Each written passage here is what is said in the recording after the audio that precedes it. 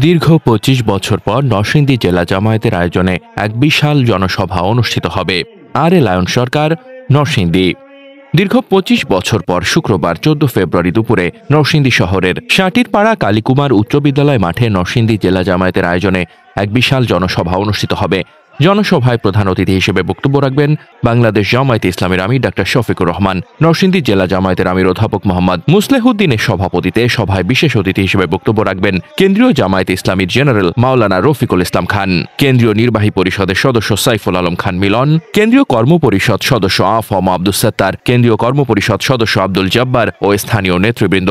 সভা পরিচালনা করবেন নরসিংদী জেলা জামায়াতের সেক্রেটারি মাওলানা আমজাদ হোসেন। এই জনসভা উপলক্ষে নরসিংদী জেলা জামায়াত ব্যাপক প্রস্তুতি গ্রহণ করেছে। জামায়াত নেতৃবৃন্দ আশা করেন প্রায় ১.৫ লাখ লোকের জমায়েত হবে।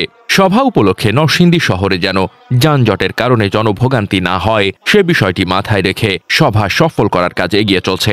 জেলা প্রচার সেক্রেটারি জানান, জনভোগান্তি কমাতে এবং যানজট নিরসনে প্রায় ২ শতাধিক স্বেচ্ছাসেবক কাজ করছে।